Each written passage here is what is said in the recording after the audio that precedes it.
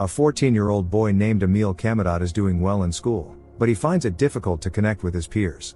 One day a beautiful girl named Pauline approached him, and Emile fell in love at first sight.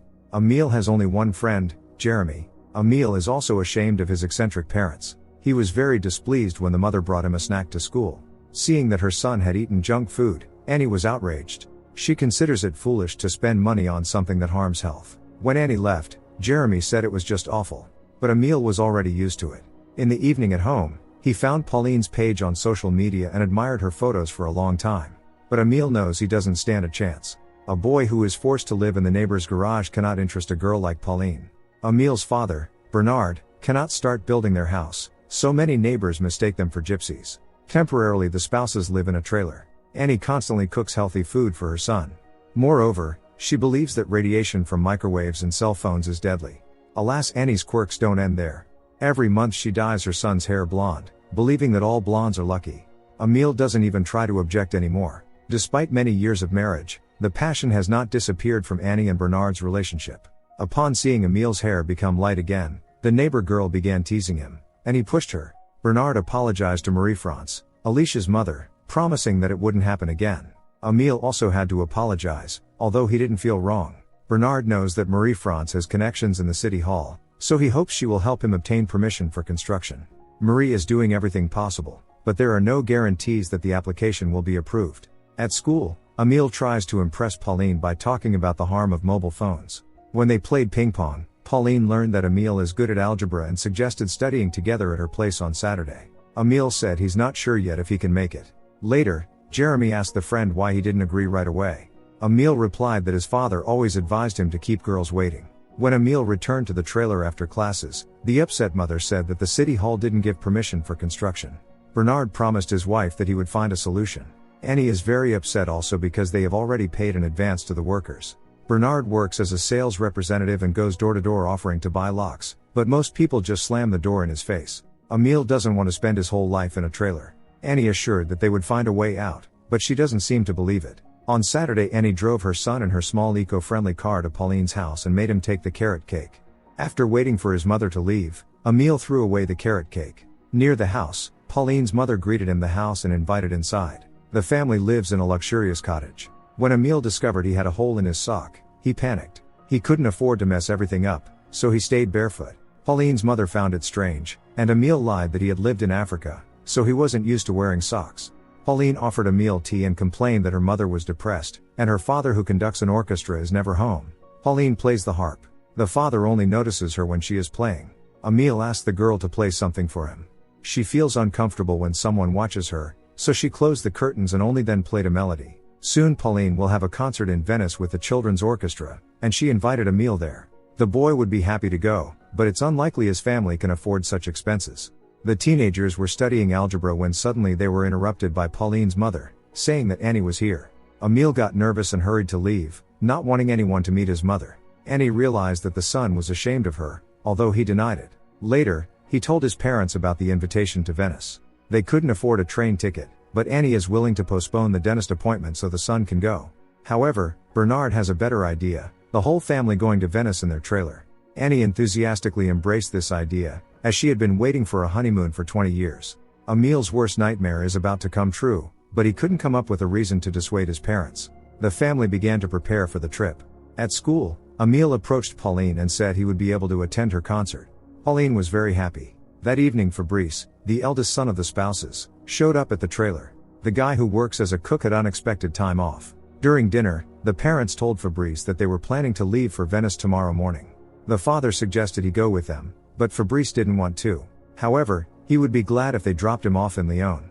That's where Fabrice's girlfriend lives. The brothers don't communicate much, so they aren't close. Unlike Fabrice, Emile is calmer and more shy. At exactly 5 in the morning, the family members woke up and set off on their journey. Today is the first day of Emile's school vacation, and so their journey began. Bernard was happy and sang loudly. The family members were in for an unpleasant surprise. It turns out Bernard made an arrangement with one man and took him as a traveling companion to reduce travel costs. The guy's name is VJ. He immediately realized it would be a very difficult trip. At one point, Annie felt unwell and urgently asked her husband to stop the car. She vomited right in front of the people having lunch. While waiting for Annie, Bernard asked Vijay where he was from. The guy said he grew up in France, although he has roots from different ethnicities. Annie was ready to continue the journey, and Emile was relieved. When Annie said she stole mayonnaise from the cafeteria, her son felt very ashamed. Bernard hardly has any money, so he tried to use food and accommodation stamps, but he was denied. As the car's engine was overheating due to the trailer, Bernard turned the heater to maximum, having read it on the internet before. Of course, it quickly became too hot inside the car. They had to stop constantly because Annie was feeling nauseous. Vijay, who was late for a job interview, found other people who agreed to give him a ride. Fabrice and Emile said they would run away too if they could. Before leaving, Vijay said that it's better to have such a family than no family at all. However, the guys didn't think so.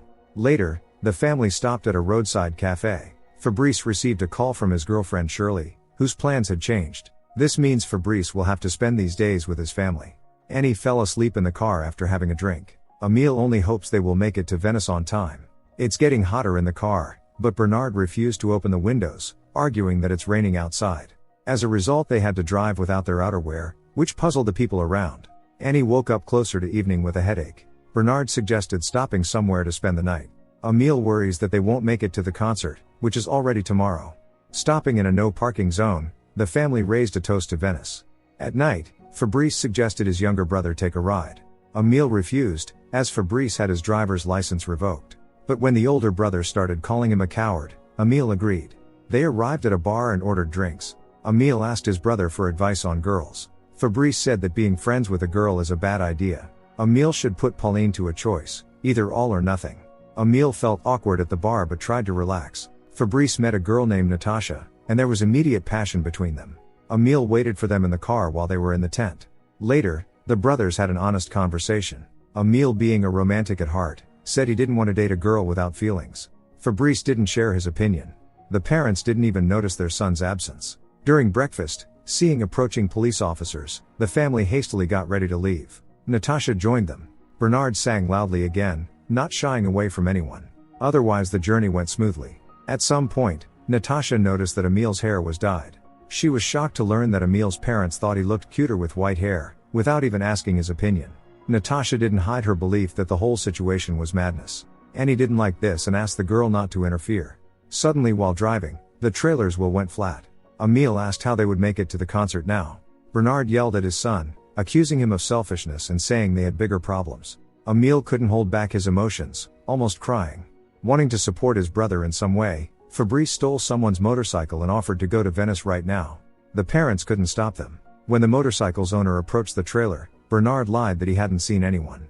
Out of sympathy, the spouses decided to give the man a ride to Venice. Natasha also continued the journey with them. Emile was happy in anticipation of meeting Pauline. It was his chance to prove his feelings to her. Arriving in Venice, the brothers used the navigator and found the Philharmonic. However, they approached the building from the wrong side, so water got in their way. There was no time, the concert was starting in 5 minutes. Thanking his older brother for everything, Emile jumped into the water and swam to the other side. Fabrice was very proud of his brother and threw him a bag with dry clothes, wishing him luck. After changing, Emile approached the administrator. He was on the guest list and received a ticket. Taking his seat in the auditorium, Emile saw Pauline come out on stage with the rest of the orchestra members. The audience began applauding. Emile was charmed by Pauline's harp playing. After the concert, he waited for her on the steps of the Philharmonic, but she never showed up. Emile was deeply upset and eventually just left. Later, Fabrice told his brother that Pauline had done a very bad thing, so he should forget about her. The brothers met up with their parents, who were already waiting for them in the city. Bernard announced that they had decided to help Jean-Michel, whose motorcycle had been stolen. From Emile's expression, his parents understood that the concert didn't go as he had hoped. To cheer up the son, Bernard gave him a pack of hair lotions that would last for a whole year. Of course, Emile was not very happy about this gift. In the evening, sitting on the bridge, father and son had a heart-to-heart talk. Bernard advised him to call Pauline right away. Emile doubted it was a good idea since it was late, but still decided to listen to the father's advice. Since roaming was very expensive, Emile didn't call from the mobile phone but found a payphone. Pauline answered the call and was clearly upset about something. It turns out Pauline's father had told her she didn't play well enough. The girl asked Emile about his plans for tomorrow, and giving her address, asked him to come for her at 5. The father woke Emile up early in the morning, claiming he had been swimming in the lagoon and invented a new swimming style. Bernard thinks he can patent it and make money. Emile can't believe the father woke him up for this. Coming out of the trailer, Jean-Michel saw his motorcycle and was shocked. Annie and Bernard lied to him that a policeman had brought the motorcycle in the morning to return it to its rightful owner. They supposedly signed all the papers so as not to wake Jean-Michel. He believed this story, and before leaving, thanked his new friends for everything. During the day, the family walked through the streets of Venice. However, due to the lack of money, they couldn't try out all the entertainments. Nevertheless, everyone was happy. At 5 o'clock as agreed, Emile went to see Pauline. She was already waiting for him and invited him inside. Today the girl is going to a ball and wants Emile to accompany her. They picked out a themed costume for him. The boy first met Pauline's father and said that yesterday's concert was amazing, but the man clearly disagreed. Upon learning who Emile's parents are and that their family lives in a trailer, the man didn't hide his contempt. He couldn't believe that some people live like gypsies and don't try to change their lives. After these words, Emile couldn't bear it and ran away. He felt resentful, but at the same time he needed his family. Returning to the trailer, Emile hugged his mother. She casually said that he needed a color refresh. This time Emile dyed his own hair. Bernard brought pizza, but Emile refused dinner, saying he didn't want to see anyone and would stay in the trailer. However, to his surprise, Pauline herself came. Emile was too embarrassed and refused to come out. Pauline joined Emile's parents for dinner. Bernard and Annie were immediately won over by the girl's sense of humor. She wasn't at all bothered by the fact that Emile's parents were much poorer than her family. Natasha came into the trailer and told Emile that Pauline loves him since she came despite everything. But Emile still refused to come out. Even when the older brother tried to persuade him, Emile couldn't overcome himself. Bernard, Annie, Fabrice, Natasha and Pauline went to the disco. Emile eventually found the courage to come and talk to Pauline. She said she would also like a loving family like his. Emile didn't expect to hear that. When Pauline invited him to a slow dance, he agreed, of course. They kissed for the first time. However, the idyll was interrupted by Pauline's father, who came to take her away. He believed that Emile and his parents were not equal to their rich family. Emile sadly watched as Pauline's father took her away. He had barely found his beloved, but he had lost her. At this moment, the boy expressed to his parents everything he thought. He was ashamed that they lived in a trailer and that they were a dysfunctional family. He also told them not to dare to dye his hair anymore. Emile was truly tired of such a life. In the morning near the tent, Emile saw breakfast. Annie wanted to make it up to her son in some way. Natasha has no plans to return to France, having taken a job as a waitress here. She feels both joyful and sad at the same time. After saying goodbye to her new friends and wishing them luck, Natasha was getting ready to start a new life in Venice. Fabrice would like to stay with her, but he can't because he has a job in France. The family set off on the journey back. By the way, VJ left them a positive comment about the trip in the app. This time the children sang along with their parents. It was an unforgettable vacation. The new school year began again. During the holidays, there was no news from Pauline. She's deleted herself from all social media. Jeremy is still the only one at school who communicates with Emile. After classes arriving at Pauline's house, he learned that her family had moved to London. This news broke Emile's heart. Will he never see his beloved again? When the workers were moving furniture, a ping-pong ball fell out, which Emile had given to Pauline on the first day they met. That's how he knew she thought of him. Later, Bernard suggested that the family travel to London in the trailer. Don't forget to subscribe to our channel not to miss more exciting new products. Also, the authors will be pleased if you leave your opinion in the comments.